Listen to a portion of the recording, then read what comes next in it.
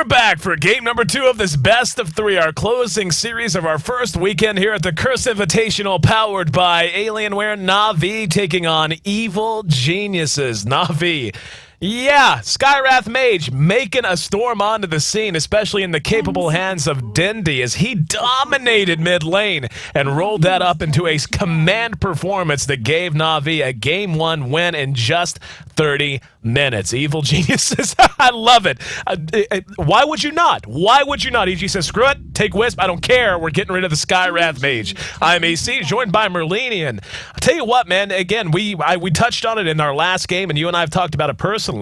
All of a sudden, this hero who's made it into the captain's pool may be something teams should consider in a wide variety of situations. We've only seen a little bit of experimentation, though, mostly from NaVi, and I believe one game from Liquid, though. I still think there's a lot of undeveloped territory when it comes to Skywrath Mage. A lot of teams have not put out their early pressure. It's mostly been the team with Skywrath Mage being the aggressor. I think it forced into a defensive position, and if you get early enough BKBs, then Skywrath Mage can be shut down. But we haven't seen teams respond properly to him yet. I completely agree with you. And the very first time we saw that hero picked, and that was the very first time we saw him picked together on the broadcast together, but as well, I mean, just for me, period, the first time I had seen him picked in a game I was casting. We both agreed what it was going to come down to was pressuring mid. Skywrath Mage's big weakness is he doesn't really have a decent escape. He has a moderate defensive measure in the concussive shell, but again, it's not targeted.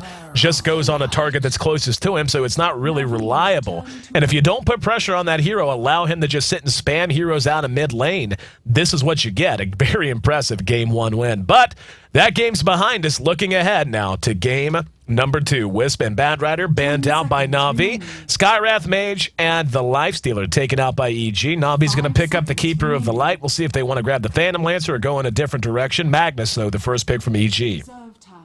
Yep, there's still a Nyx Assassin left in the pool, as well as Darkseer. We saw Darkseer make it all the way to 4th pick, I believe, from NaVi, and I don't think he'll make it that long in this draft.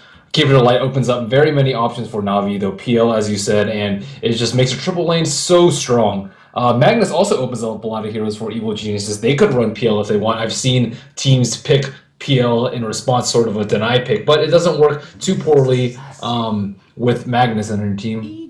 Nyx Assassin going to be the pickup by NaVi, and you know it's weird to say Nyx, and seeing him picked up here is not super uncommon. I mean, the hero is still considered top tier, but there are some teams that are letting that hero slide more and more often. They're just not putting as much emphasis on him. However, having Spike Carapace just in case you can pop it in time for RP or for Shockwave, just a lot of ways you can use that Nyx Assassin against a Magnus. Don't mind that pickup at all. Very strong supporting cast out from NaVi. Now it's a question of what they want to put with that Magnus. Are they going to go with hell, a PL of their own? That's an option. A Sven even. Don't think we would see him that Sven picked up anytime soon.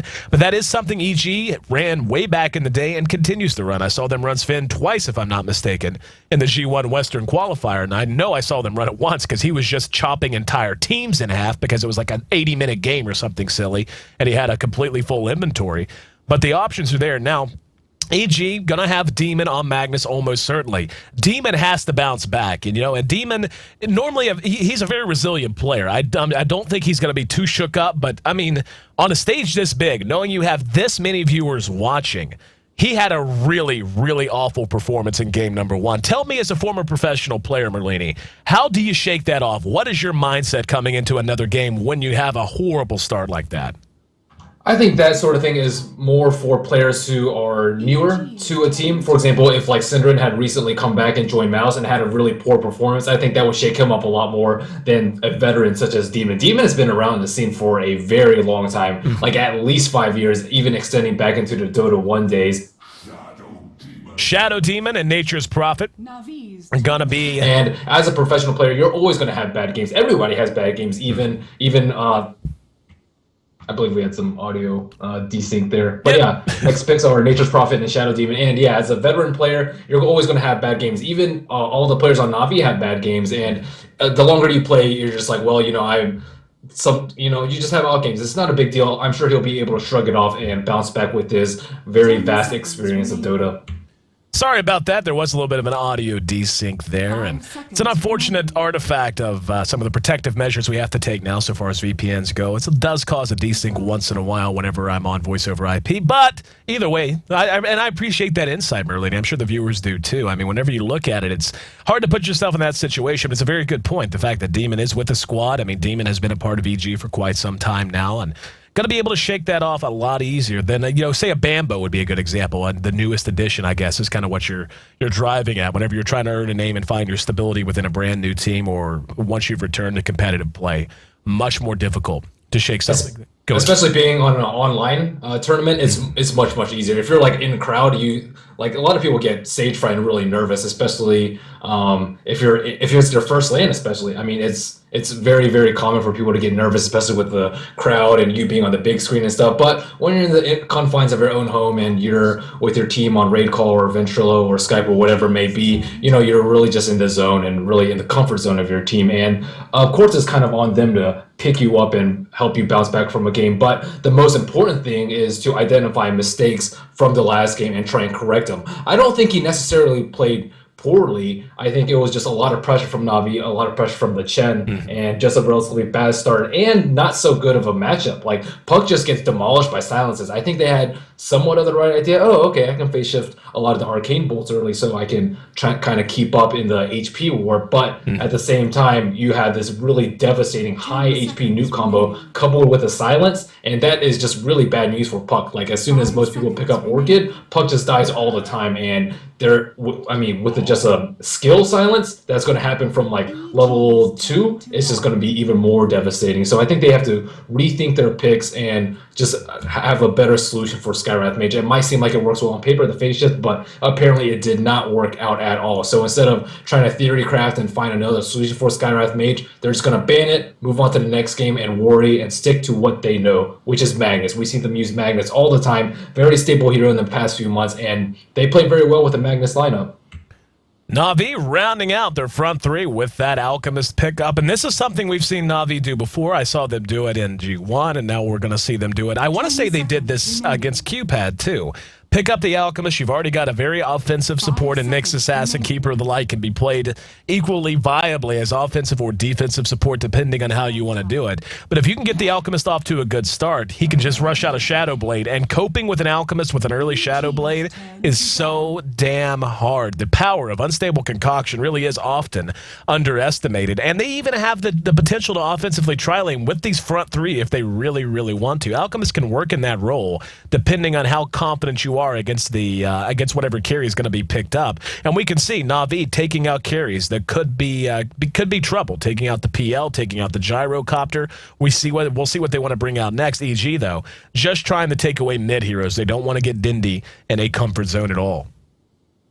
I like this Alchemist pickup from NaVi. One reason why I really like Alchemist is because you can put him in an offensive tri-lane. If you pick a very safe carry like PL or Anti-Mage, you're kind of forced to this defensive position from the 1 to 10 minute mark in the game. And NaVi doesn't really like to play defensive. They like to play aggressive and get a ton of kills as we saw last game. So Alchemist can farm and he can kill at the same time, and he's a very reliable carry. Also, his Chemical Rage is very good. If you look at Evil Genius's lineup right now, they don't have much physical damage at all, and that is one of Alchemist's weak points. He doesn't have any armor at all, but Chemical Rage gives him tons of HP and tons of survivability against the mass magic damage that Evil Genius has. With Chemical Rage and sufficient items, he can just straight up tank an RP. He's like, you know what, I don't really care if you RP me. Go for it, I'll just tank it through, especially if he gets a BKB. Yeah, that seems to be something that EG is going to have to round out now with their last two picks. They have what I would call a surgical kind of a team. You have a Shadow Demon that works really well on single targets. Nature's Prophet before, even after he gets up a Scythe of Ice, he's still a hero that's very much predicated on being able to just isolate heroes with Sprout, being able to split push, so on and so forth. Puck will be making another appearance, and it will be a Dindy Puck this time around. But now with the pickup of the Leshrac, I mean, we might be seeing the beginnings of an offensive tri-lane out of EG. It doesn't get a lot more potent than Shadow Demon, Leshrac, and depending on who they want to try to put in here. I mean, the Gyrocopter is gone, so that's not going to be an option, as is the Phantom Lancer. Lifestealer banned out as well, but still some heroes they could possibly look to pair up if they want to try to put some pressure on and solo farm the Nature's Prophet. I think it's going to come down to what they think NaVi is going to do. Keeper of the Light, though, he does work offensively, usually tends to be a little bit more comfortable in the defensive position. He can just fall back to the jungle. And yeah, we're going to see EG just forego an offensive try lane, I would imagine. Faceless Void has next to no lane presence at all. Instead, just going to rely on movement. I would imagine EG is going to look to smoke and move that Shadow Demon and Leshrac around quite early into this game and get the most out of their combination. So the question for NaVi now is whether they want to do an aggro triple lane versus Faceless Void, or if they want to just do something safer, for example, a Clockwork or a Bounty Hunter, or perhaps even a Weaver. It doesn't look like a Weaver's banned, but I think against the Faceless Void is just very weak in lane. He doesn't have any damage from his first skill, and he just has Bash and Backtrack, which are not good skills early, as opposed to Alchemist, who has that really devastating level 1 stun. So with Tinker, it looks like they will do an aggressive triple lane just because of the lane setup, and I'm excited to see this. NaVi, very aggressive playstyle. I'll tell you what worries me a lot for EG. If they mess anything up, like if and when, I suspect it's going to be Alchemist most likely building an early Shadow Blade or something along those lines just so he can fight earlier. I mean, why would you not, given you're up against the Faceless Void who does need farm to feel effective at all? Now, when I look at EG's lineup, they do have damage. Make no mistake, it's there. You've got Leshrac, Diabolic Edict, Split Earth, not bad damage-wise early on. You got the Shockwave from Magnus, RP does some damage. But just imagine if things go wrong. Imagine if Puck is able to catch just 1 or 2 heroes. Able to catch a Leshrac and a Magnus would be just horrendous for them in these early fights. What do you have in terms of damage if you're EG? What AoE do you have to bring to bear if your Leshrac really gets silenced and Mag spends his RP and say only catches 1 hero? This is just going to be a very tight game, I feel, for EG. Yeah, I like the fact that they have 2 sorts of initiation, though. With just Magnus, it's very easy to just shut him down. Okay, I'll just BKB and go on him with Alchemist. Okay, I'll just sacrifice my Nyx in order for Magnus to be shut down and not get a good RP. But with Faceless Void in the back and the constant threat of, okay, if we go on Magnus, we might get chronoed into an RP. That's just extremely devastating. Looks like Funnick is actually doing something unusual, starting off with a Quelling Blade, and will be a Jungle Tinker. Jungle Tinker, we saw it with Sing Sing. Sing Sing actually did this against NaVi not too long ago. In fact, it was NaVi's match yesterday. We saw Sing Sing try this, and to be perfectly honest with you, it did not work out. It was not something that went particularly well for them, but Tinker's skilling March of the Machines first. It will indeed be a Jungle Tinker. And now with our Alchemist, let's see, he is going to dip back up towards the north, at least it seems that way. We'll run through our lineups, but yeah, Dindy being in mid is probably the biggest no surprise ever. But yeah, they're just going to defensive try lane. Okay, that's fine. Just going to play this out very, very stable. I don't think EG is going to mind that at all. Bambo, in particular, needs to get off to a good start. Should be under considerable pressure, though. In fact, I'd be surprised if Bambo doesn't just dip down to the jungle pretty quickly. Yep, and looking at Funnick, again, this is something very unusual. He cuts down these trees so he gets a line of the Alpha Wolves and is able to cut a path this way and just attack the creeps from complete safety. He also cut down these 3 trees so that he can probably double spawn these. So something that is very uncommon. When we saw Sing do it, it was on the Radiant side and it was without a Quelling Blade. And when he has these 2 camps to deal with, he doesn't have to worry about the Satyr Hellcaller that was so plaguing to Sing's Jungle Tinker.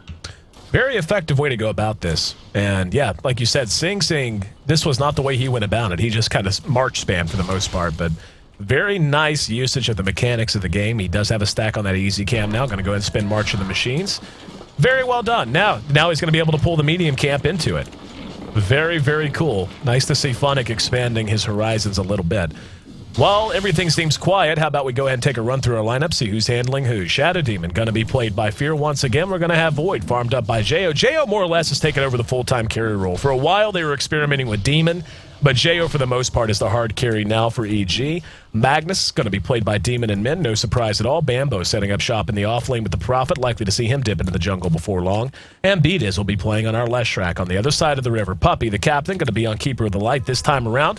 And we're going to have Jolene BVB, a.k.a. Sokshka, who is standing in for Havost. He'll be running the Alchemist. We're going to have Dindy in mid, as I mentioned, on the Puck. Nyx Assassin, played by Kuroki, up here in the defensive tri lane. And Funnick doing his magic here in the jungle, finding his levels, almost level 3 on this Tinker. really unfortunate for him. Again, Satyr Tormentor, double Satyr Tormentor, and that is one of the problems with jungle non-ancient Tinker, is sometimes you just get bad luck with the spawns. Yep. And for those who are wondering, it's the Unholy Aura that Merlini's referring to and why it's so unfortunate. The health regen, not just on himself, but on those in a radius, is very, very tough to deal with because you can't just slowly whittle them down. They regen quicker than your mana pool can really support spamming March over and over again. Even with the Soul Ring, it gets to be difficult, and it slows down your attempt to get that Soul Ring up, first of all. But in the meantime, Jo does take the last hit on a tower, so a very quick tier 1 down. Yep, and looking at the gold graph, just about as I expected, 1,000 in favor of EG right after taking out that tower. And Demon trying to put some pressure out on Dendi with his haste, but he's falling behind in creep kills. Dendi 13 last hits and 12 denies compared to 8 and 1 for Magnus.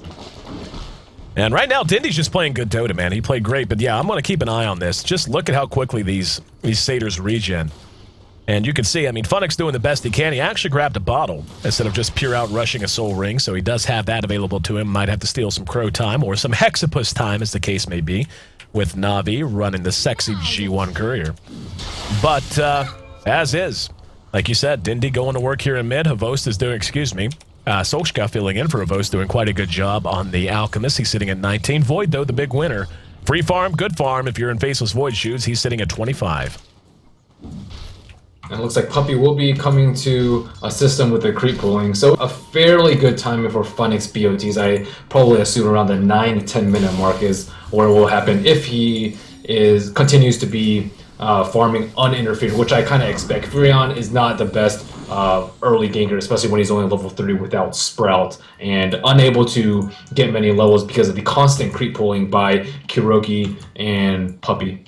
I really want this courier. It just looks so cool, doesn't it? The Moth Courier. Kupu the Metamorpher.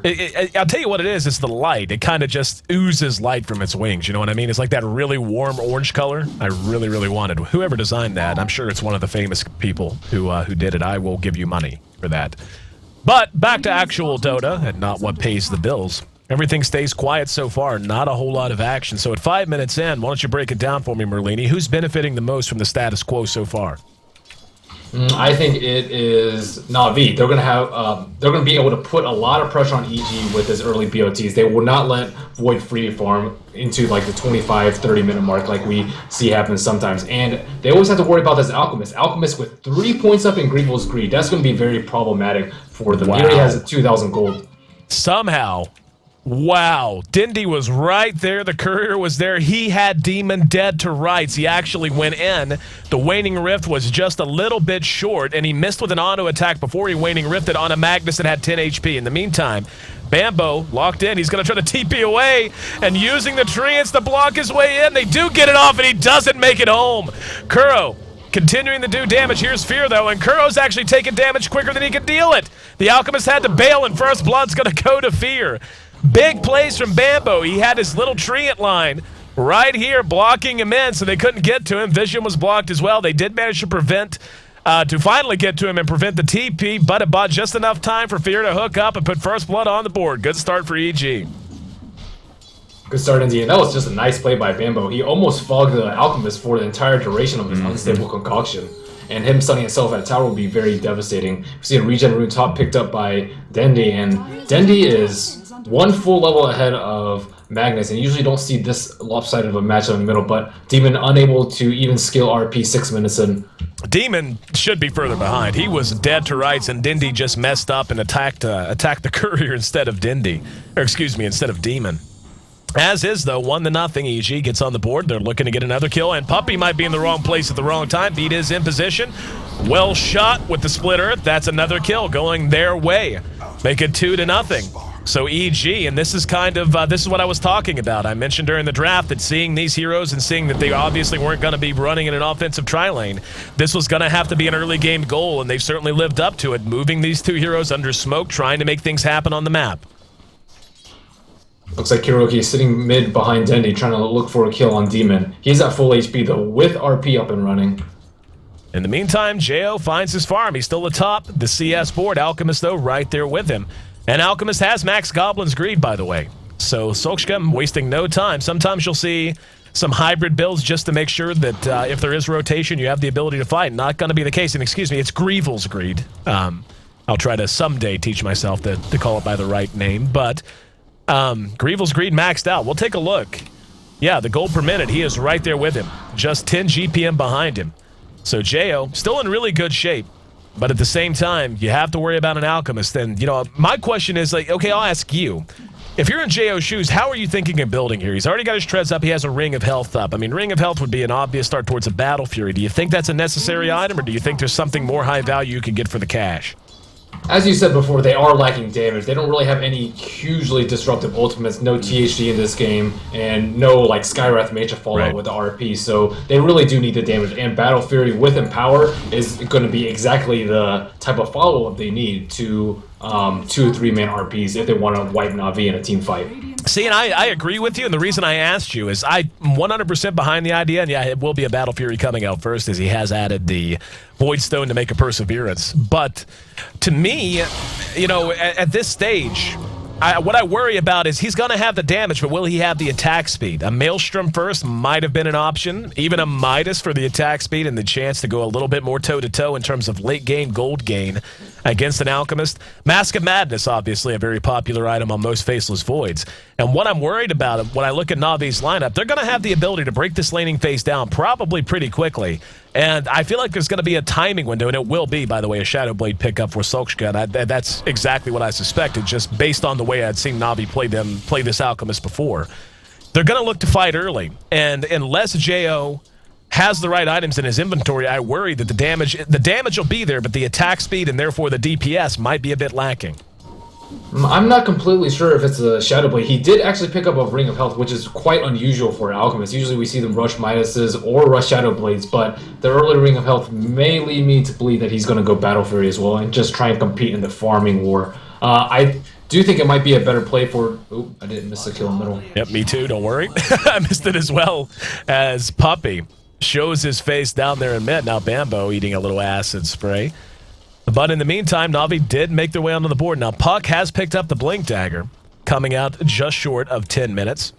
Taking a look around the rest of the map, still quite a ways away from those boots of travel on Phonic, unless it's on the way to him. Let's see if the recipe... Nope, no boots of travel for him, so still a ways to go.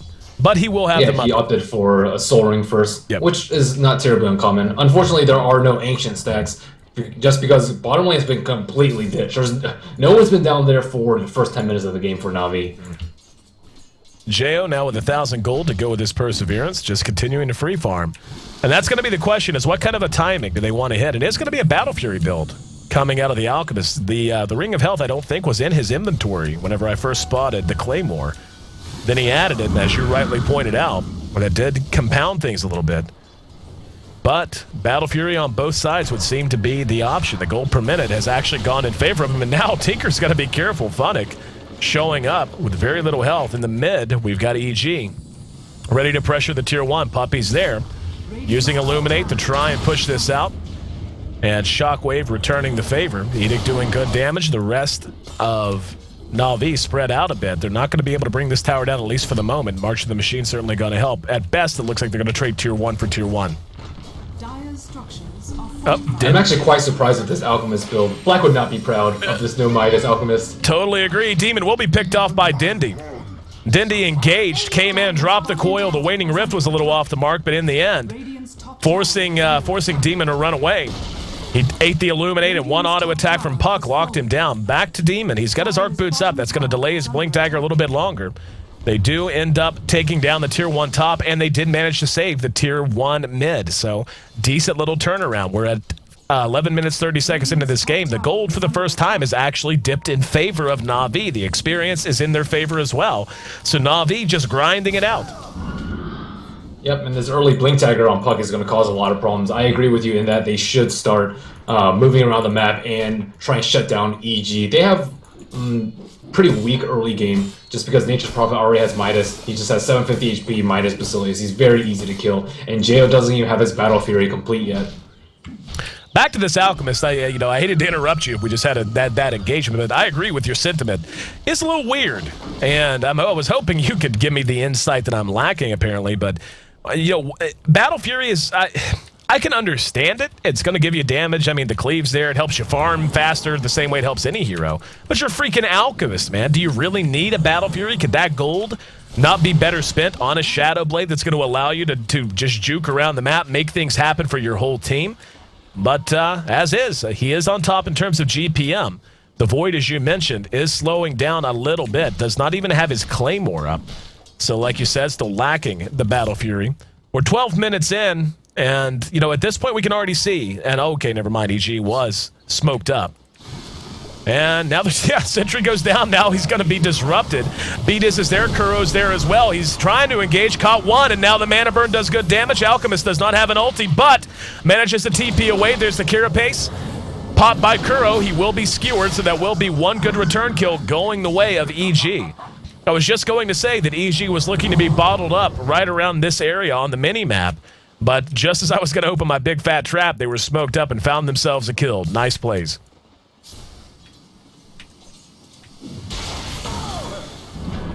Back to Dindy here in mid.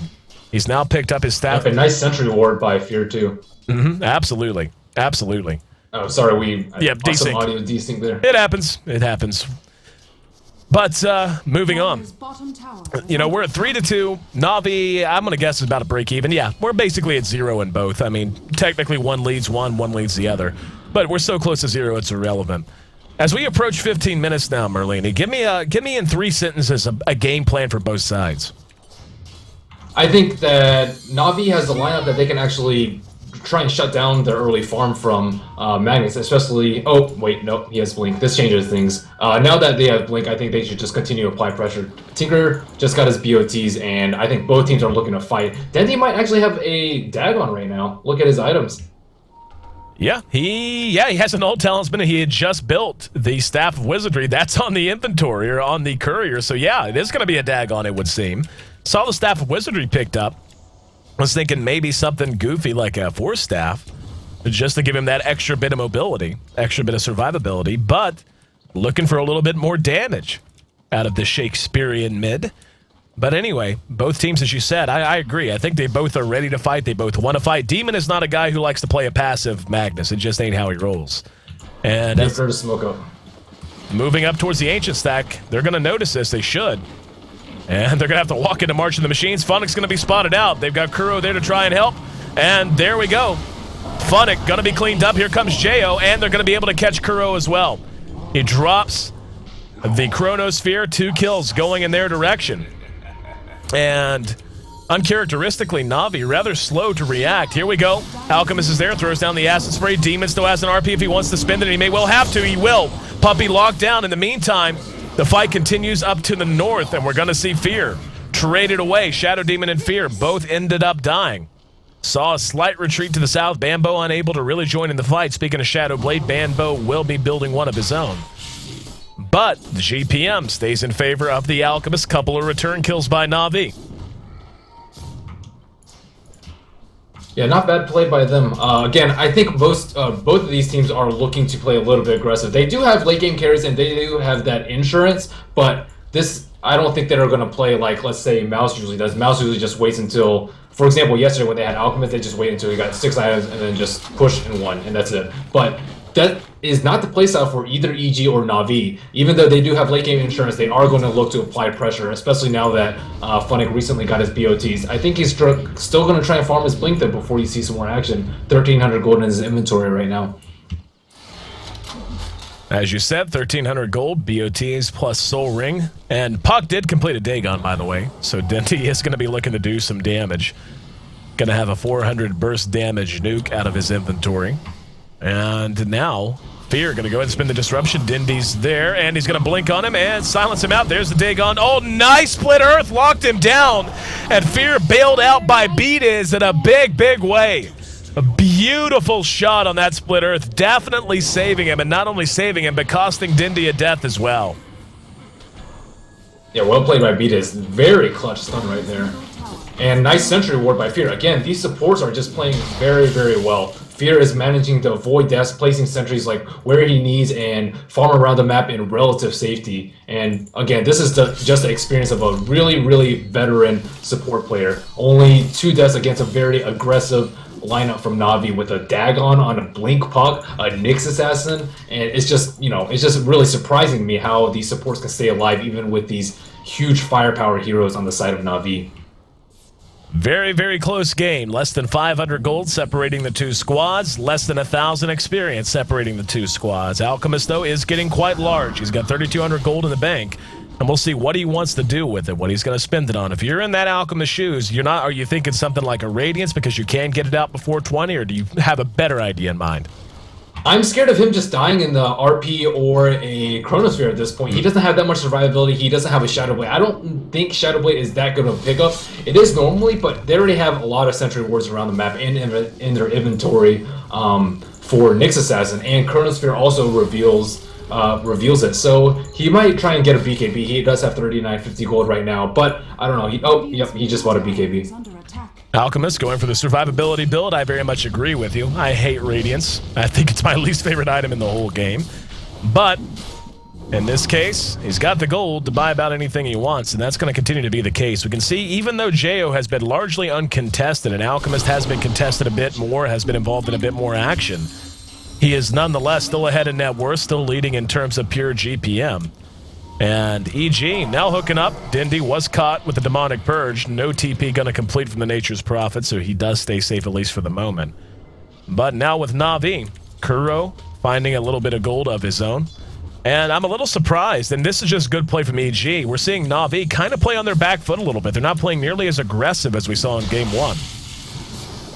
Yep, and I think this mostly has to do with the Alchemist. He went a more farmy and defensive build instead of the offensive Shadow Blade build that we've seen. But again, EG is very prepared with these wards, so in case he had gone that route, it might have not paid off. We see Gyrocopters sometimes are opt for early Shadow Blades, and it just punishes them greatly. So a little bit of safe play from this Alchemist, going a more farmy build with a BKB to follow up. Very much is a high-risk, high-reward kind of an item. If you can make it work for you and continue to snowball, then get back on track to get another item up in due course, it's certainly well worth it for the gold. But as you mentioned, a little bit of vision, accidental death here or there, and all of a sudden that investment has you behind. Playing from behind with no survivability items built is just so difficult to do, even on a generally survivable carry like an Alchemist. So a little bit of trading to the pain here in mid. NaVi keeping him occupied. We're going to see an attempted Sprout to catch Kuro. Kuro has Vendetta if he wants to spend it. And doesn't, yep, he sure does. That's going to stun out the demon. Now they might want to re-engage. There's Vendetta spent. There's the coil. Dan, the RP goes down as well. Dindy caught with it. He's blown up. Jo chopping wood over on the rest of them. And now Alchemist is in trouble. Pops the BKB. He gets time locked in and trying to do what damage he can. There's a good disruption from Fear. Buys enough time for Jo to finish off the killing spree. That's a 4-for-1 exchange. Demon got the job done. And EG looking to be rolling here in game number 2. Yeah, that was a great Sprout block by him. And Puck actually did not get the silence off. He shot the orb, and he actually did not Ethereal Jaunt in silence. I saw him silence over here, and because of that, Magnus was able to get that RP off. So nice play by Demon, though, setting up that whole chain of events with that nice Blink Skewer, even through the Nyx Carapace. Jo has picked up a BKB of his own now. So his survivability through the roof. That damage is there, and my big concern proving to be completely not worth being concerned over. His attack speed is irrelevant because he's just chunking away at these supports very, very easily, hitting for 200 damage already, and that's to say nothing of Empower. That gets him closer to 240. But anyway, 21 minutes in, the gold still very close to even. We can see it was down near 1,000 to the advantage of NaVi, now a 500 in favor of EG. The experience, though, opening things up a little bit. EG taking a 4,000 gold lead there. NaVi, in the meantime, giving some attention to the Roche Pit. And we see Funnick actually playing Tinker similar to how he plays Furion. It's pretty much just starting off in the jungle, farming 1 or 2 core items, but we have yet to see some action from him, and we need to see some more contribution from him if they want to start winning these fights. Just spam them down so they're not really like fight-worthy after a couple of Martian rockets. But this looks like a free Roshan. Roshan will be picked off. The Treants got there just in time to be food, basically. So we are going to see the Aegis make it onto the Alchemist. And in the meantime, EG moving to the north, looking to take another tier 1. NaVi's hooking up here in mid. Jo looking to farm down here. Tinker actually cancels his teleport once he spots him out. And EG gonna be able to take what should be a pretty easy free tower. They do have Glyph, but yeah, they are going to use it. I'm a little surprised. Just buying themselves some time to more safely take a tier 1 of their own. Don't know that we'll see any reaction. Glyph used on both sides. And yeah, tier 1 going to be traded for tier 1. EG's not done though. Looks like they just want to keep pushing. And let's see if NaVi wants to. It looks like they do. So they're going to have... Race. Exactly. Just race it straight to the Ancient, man. Boots of Travel going to be used. And now they're coming back to try to defend. They don't have Glyph. And they're going to look... No, never mind. Thought I saw TPs coming from top lane. My mistake. That must have just been Funnick heading up there. So the tier 2 is going to drop. They better get on their horsey down here in mid. They will be able to bring it down before there's any reaction. So both teams just deciding that they each need gold and just not going to fight. We're just going to kill buildings, okay? That's what Dota is. We kill buildings. Yep. Jo almost got that T2 tower, so I think EG came out ahead on that. They don't really want to fight, especially with this Aegis on Alchemist. It could be really, really bad if they don't get a proper initiation with Magnus. Speaking of the Alchemist, he's back up into the 3,000 gold range. His net worth is actually surpassed by Void at this point, so Jo doing a phenomenal job. He's got 3,300 gold of his own in the inventory. NaVi, though, looking to invade the Radiant side jungle. Kuro's under cover of Vendetta, looking for a target. Not going to spot one, at least not anytime soon. Bambo, taking a look at his items. That Shadow Blade complete. He is going to be working on a Scythe of Ice next. Already has up his Ultimate Orb on the way. Going to be a VKB on the way out for Demon. Ogre Club all the way there. He's actually got enough to buy a Mithril Hammer right now if he wants to. Fear, it's just support stuff. Pretty broke. Beat is, same thing. But they are going to smoke up.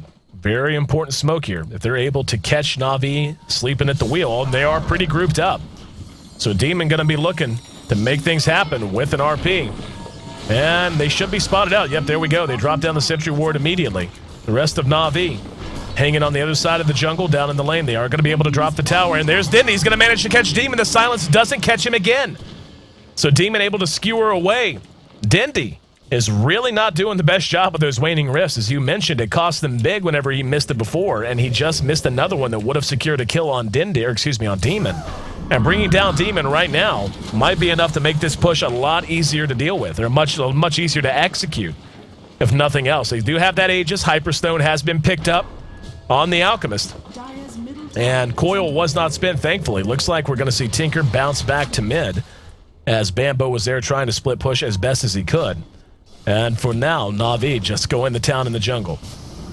I think it's a very smart decision for them to pull back. Like, it's very, very dangerous for them to clump up. It's already bad enough that they have to worry about RP, but the AoE for Kronos here is even bigger. So pushing is really where they don't want to be. They do have the Aegis of the Immortal, but again, it's just so risky. If they get 4-man RP, that's just going to be a huge swing in the grass. And speaking of the grass, difference in gold earn is just slightly in favor of NaVi, around 300 to 400 gold, and XP graph 5,000 in favor of EG. We can see EG is leaving this bottom lane, at least momentarily. Yeah, they're just going to 2 Ancients. So this tower, completely undefended and neglected for right now. But NaVi not keen on taking the chance that that's an incorrect assessment. We're going to see the Assault Cuirass done very soon on this Alchemist. Basically needs this tower, and he'll have it. Yeah, they're just going to sack this tower. This is a little surprising to me. They just all split up. And with Funnick able to teleport to wherever he needs to be, the ability to push anywhere else is going to be suspect at best. And yeah, NaVi says the hell with it. You don't want to defend your base, I'll kill more buildings. March of the Machines, keeping them safe while they try to take a look at where things are. And Creep's dying left, right, front, and center. But NaVi finally will go ahead and back out. The Aegis does have a little bit of time left on it, but not a ton, about a minute and a half. I think this BKB pickup by Magnus is a very, very good idea. They really need a good RP to set up fights, or perhaps a good Chronosphere, but NaVi is going to be trying their best. They might try an Acid Spray so he doesn't get his blink off. They might try a long-range rocket spam, and sooner or later Funnick's going to get a Sheep. We've seen Puck try and initiate on Magnus a couple of times. Again, they're trying their best to prevent Demon from getting his RP off. But once he gets his BKB, it will be that much easier for EG to defend their T3 towers, which is almost all that's left, minus his sole T2 left in top lane. Funnick's really the unknown variable here. We just haven't seen a lot out of him. I mean, he's doing his job. He's bouncing around, finding his farm. He's getting some items, so on and so forth. He hasn't just about enough for his Scythe of Ice. Not far away from it at all now. So he'll have that up very, very soon. And what is beginning to become obvious is it's going to be all about the supports. Alchemist is going to do what Alchemist does, but EG has answers for him. What they have to have is great initiation from Puck. Dindy has to be on point with his silences. And this is one of those moments where you go, he's got the ultimate orb. He could easily have a Scythe of Ice right now if he hadn't picked up that Dagon. What has that Dagon really given them that they couldn't have had in a much better fashion if they had just gotten up an earlier Scythe? That kind of thing is really holding NaVi back, and some of the mechanical mistakes, as we mentioned, the fact that he has been missing on his waning rifts, and this is on the Luxembourg server for those wondering. It's not that he's missing him because of lag and ping. Game number 1 was on US East. So yeah, and I actually think that they're really not on the same page. Like the Dagon would be really, really good if they had chosen to play an aggressive strategy. Right. But it's kind of determined by Tinker and Alchemist. Alchemist, again, going for like a farming build with Battle Fury and a defensive build with Black King Bard, not an offensive build with Shadowblade. And usually you want sort of like similar builds. Okay, let's go all out on offense with a Shadowblade and a early blink, and then we'll start fighting with Tinker and Puck. But they're just not on the same page. They have 5 kills in 28 minutes, and that just tells you how passively they've been playing this whole entire game. 28 minutes in, as you said, 5 kills, the sum total of NaVi's work on EG. 16 kills on the board. Started out looking like it was going to be another high-flying game. Just hasn't been the case. The gold is moving back in favor of NaVi, though. The experience has leveled off right around 5,000 to the advantage of EG, which is considerable, but not any kind of huge chasm separating the two. But it's becoming obvious that all of the downtime that NaVi takes favors them. So EG has to feel a little bit of pressure at some point. Bambo, with his Midas, is farming up. He's got his Scythe of Ice up. That's a very clutch item for him. We can see B-Diz is tanked up, adding an Ogre Club to his inventory on the way to a hopeful BKB. As you mentioned, the BKB already done on the mag. Faceless Void is actually going to go straight for a Butterfly. Not a bad choice at all, given they're going to be relying on Alchemist for the straight-up physical DPS. So really, these next team fights are going to come down to who gets the jump on who. If they manage to get a Blink Sheep on Magnus and just burst them down with like a BKB Alchemist or the Dagon from the Puck, then they can win a team fight. Although Demon is usually smart enough to save for buyback. He just completed his BKB though, so buyback will not be up for quite a long time, especially not for this next Roshan, which spawns in about 2.5 minutes. And Jo has been very good about finding the Chrono Series. He's 3-0-1. No deaths this game and still very, very good on his farm. Butterfly already completed, Black King Bard, Treads, and Battle Fury. And with Empower, he's sitting at a very whopping 340 damage. And it looks like our Alchemist is actually making his way towards I would imagine, a Butterfly. He picked up the Talisman of Evasion. Right off the bat, they're grouping up down here in bottom once again, and EG playing back under their towers, suspecting some kind of a smoke. Nothing that clandestine, just NaVi moving through unoccupied territory. Roshan, as you mentioned, going to be back up in just a couple of minutes, and it looks like NaVi wants to shove EG back as quickly as they can, maybe try to get a pick, maybe try to just make them play defensive before they withdraw to set up shop around the Roche Pit. Now, something you had just mentioned, and we'll see, buyback on the Alchemist, buyback on Bambo. The fact that Puppy is on Keeper of the Light means that, and we've talked about this extensively, the reason that you see Keeper of the Light banned, as good as Illuminate is, as good as Chakra Magic is, as good as Blinding Light is, which is a phenomenal ability in and of itself, it's his ability to teleport heroes back from the well. Heroes can effectively buy an Aegis just by buying back, and so long as the Keeper of the Light is safe and sound towards the back of the fight, you can bring them right back into a 5-on-5 engagement. And this is a perfect example of a time when that ability shines. If he can just set up shop on his side of the river, make sure he's safe, then the Alchemist, if and when he dies, can buy back immediately and be brought right back to the fight. It can be very problematic to tank through 2 of those. Wow, Bambo just got blown up. Hiroki scouted him out with Vendetta and just immediately TP in by Tinker, Blink Sheep into a combo, and Bambo just melted in like less than a second. Would imagine. That's a lot of damage to have to cope with. But yeah. That's a scenario NaVi is going to be quite happy to abuse if they're given the opportunity. Bambo being down for 40 seconds, kind of a big deal. He's going to be able to TP to where he needs to go, but, he's going to be down for an additional 30 seconds. Roche is going to be up for about 20 seconds without him there. Now we're going to see an engagement on the Dindy. They're looking to even the odds. There's the BKB used. Guarantees that they can't disjoint Jo. Now the Carapace has been used. BKB is still active, and Kuro will be able to make it away. So certainly not the way they want to be taking these engagements, but it's 1-for-1. Puck now down for the longest time. And we'll see how much priority EG wants to put on this. Chronosphere on cooldown for about 1 minute and 20 seconds at this point. The butterfly, as you had mentioned, is complete. Taking a look at the Alchemist. Not quite a butterfly done for him. He does have the Talisman of Evasion, though. That was a very smart move by EG, trying to look for a big pick off there. If they had gotten 2 or more heroes, it would have definitely meant Roche for them. And again, they're probably going to have to wait for Chronosphere. It's 55 seconds, but I could be wrong. It looks like they are heading to the Roche pit right now. We can see NaVi very well aware of what's going on as they are being dewarded, so no doubt what's going on. And they're going to have to get in there quick because Jo is not going to be having trouble with this Roshan. He is going to blow this big guy up. They're going to do something. They best hustle. Puppy's going to throw out the Illuminate now. And we can see the preemptive Sprout to keep that spot unoccupied. Here comes Alchemist. Puck's back up. And NaVi going to seize control from the ridge line on the Dire side. EG still lacking Chrono, as you had mentioned, 20 seconds. They do have RP if they want to spend it. They have to decide how they want to go about this. More dewarding coming out of Beat trying to pound away. And Alchemist setting up shop inside of the Roche pit for the moment. Jo just 3 seconds away. This is now within their sweet spot and where they want to fight. NaVi certainly well aware that Chrono should be off of cooldown by now. Treants being generally annoying. And we're going to see Bambo just teleport right in and use the Scythe of Ice. They want to pick off the Alchemist. There's a good Sprout to lock him down. He pops his ulti. And we're going to see the Chronosphere used. He's going to be blown up free of charge. Funnick there using the Scythe of Ice. Bought him a little bit of time, but not nearly enough. The rest of his team now going to re-engage. There's a good silence, and the coil catches Beat. Puppy's there as well. We're going to see Beat blown up. And now Bambo making a run for it. Now the RP, though, going to catch 2. They got Dindy, they got Puppy, and they may have just gotten a Roshan. We're going to see a buyback as the BKB still active on EG. Good RP. Demon hitting the target. And now they move into the Roche pit once again. Nyx is up. Tinker's up. Alchemist is up. Let's see how they want to try and do this. But right now, Roche is being chopped away by Jo. He's got him down to about half health. EG looking sharp. And NaVi trying to prevent this. We're going to see an impale on Demon, but really, Demon at this point just isn't as big of a problem. In the meantime, we're going to see Bambo cleaned up, but Jo will make it away scotch-free.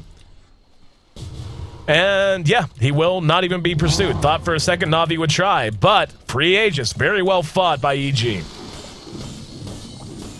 Yeah, that was a lot of buybacks. Looks like Bambo bought back, I think, 2 on the side of NaVi, but really they need to do each side need to do everything they can to try and get that Roshan. And with that on Faceless Void now, he is starting to become a huge problem for NaVi. They do have a couple of Ghost Scepters to kind of deal with his physical only damage, but he could easily pick up a Diffusal Blade to kind of counter it. Keeper of the Light does have a gem. I'm not sure whether that was dropped by EG or whether or not he picked that up himself. Right now, I just don't feel like NaVi is getting much of anything out of their reach.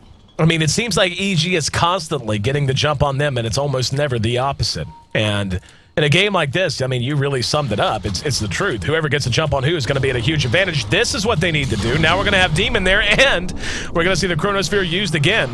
Funnick's blown up. And Kuro, nope, never mind. There's a disruption. Carapace buys a little bit of time. He will be able to make it back, at least in time to heal up. Now we're going to re-engage Jo. Going on the Alchemist. Alchemist chops one down, now going to work on the other. We're beginning to see the strength of Alchemist. Go to work now on Jo. There's the Scythe of Ice. There's Kuro back to re-engage. Jo's locked down and will have the Aegis popped. Big win for NaVi. And they're going to have Unstable Concoction ready as soon as he respawns. Scythe of Ice is there. What a huge turnaround just moments ago. Just moments ago, 30, 45 seconds ago, you would say, hang on, Coil, they're not done. Fear next to me on the kill list. Just moments ago, you would say that EG had all of the momentum in the world, and NaVi brings that to end in crashing fashion. Crashing the party here at the Tier 3. The glyph's gonna be popped. Lesh is back up in 2 seconds. Don't know that he and Bambo can stop this, though. NaVi chopping away. Tier 3 is gone. Alchemist still half time left on his ultimate. Going to work on the racks. No contesting of it. Nothing they can do. Down it goes. A huge win at the Roche pit. Utterly negated by the aggressive play coming out of NaVi. That's exactly what I was talking about when it happened, too. They just weren't getting the jump on EG, and lo and behold, the one time they do, they managed to make something big happen. Void's still down. They're not done. They're just not that worried when Void's not here. And now we're going to see them re-engage. Demon's going to be hexed. There's the silence as well. The Illuminate cleans him up. Dindy chasing down Bambo. Funix there to clean things up. Buyback from the Faceless Void. There's the Chronosphere. Kuro will end up dead. Dindy next on the target list. He phase shifts. BKB has him immune for the moment. Now there's a Mana Leak. Dindy re-engaging. Jo stands still. Dindy gonna do a little bit of damage, a little bit of rocket spam as well. In the meantime, the tier 3 was cleaned up. The Rax still standing, at least for the moment. But it looks like that's gonna be a day's work for NaVi. And no, screw it. They're teleporting Kuro back in. They're not done. And Tinker upgrades, actually just purchased a Dagon of his own. Puck now finally gets that Scythe of Ice. 17-15 in a game which EG seemed to be dominating. Look at that goal graph. Dipping into 5 figures now. 10,000 to the advantage of NaVi. 5,000 experience separating the two squads. And NaVi continuing to rattle their saber here in mid lane. Prophet and Magnus both down. Demon will have RP when he respawns, but not going to have it in time as the Alchemist rushes the top. And now going to work on the second set of racks. And the Void is back up, at least for the moment. We're going to see them engage and pick off the Shadow Demon. Beat is now next on the target list. In the meantime, another set of racks drops. 17-16, another Scythe of Ice used. There's sheep everywhere. There's a coil that caught 2. Let's see if they want to follow it up. I don't know that they need to. Yep, they're going to go for the Impale. They managed to catch Jo. BKB prompted out of Demon. He will go ahead and skewer. He's going to find 2 and use the RP. There's the follow-up. Chronosphere is not ready. 13 more seconds. Scythe of Ice on Demon. He's going to be given the payback for the favor. Dindy laying into him. One more auto attack will do it. Jo's going to try to TP away, but no. Stop by the Impale. Kuro sprouted in. Now goes under Vendetta. Jo in trouble. Being pursued out. Forced to use his Chronosphere. Cece's doing no damage. And Scythe of Ice again. Funnick doing work all over the board. They cannot stop the little man with the laser beams. And NaVi takes a Game 2 win. A final wipe. In a 40-minute slugfest, EG seemed to be in control. They were right off a gigantic win at the Roche Pit. But NaVi doing what NaVi does, finding a way to win and bringing us all to our feet in the process. What a game, Merlini. Yeah, what a game. Wow. You know what set that whole thing off was actually Magnus buying that Vladimir's offer. He got picked off and didn't have buyback, and that just set the whole thing in motion. And that's just so devastating. I talked about it earlier in the game, how he really needed to have money for buyback in case they get picked off, and all these Blinken Sheeps and BKBs just makes his life really difficult to deal with. And he didn't get RP off for like the last 5 minutes of the game, and that just really cost him. He really needs to save money for that buyback. But NaVi finding that really key clutch kill on the Magnus with no buyback, really setting things in motion. I thought they had given up a huge lead when they lost that Roche Pit, but they just turned it right back around, finding opportunities right when they needed the most. 39 minutes, 33 seconds, the official game time. 17-20, the final kill score. NaVi, who ran away with Game 1 in convincing fashion, looked to be trailing, looked to have things slipping away from them in Game 2, said, no, thank you, we'll take a win anyway. Walks away, 2-0 victors over Evil Geniuses, knocking them down to the lower bracket. This is going to bring a conclusion to our first weekend here at the Curse Dota 2 Invitational. Gonna go ahead and pop up the bracket. Obviously, it's not dynamic, it's not been updated, but you can see where we stand, NaVi and EG. Mouse met with Liquid earlier. Liquid getting past Empire, then hanging a loss on Mouse as well. They're in the upper bracket final. NaVi getting past EG sends them to the lower bracket. NaVi now gonna be meeting Team Liquid in our upper bracket final. The lower bracket does not really reflect it here, but you can see Ding the Toss, the first team knocked down. Q-Pad will be meeting with them. Mouse knocked Roxkiss down, so they'll be meeting with Empire next weekend in the first 2 rounds of our lower bracket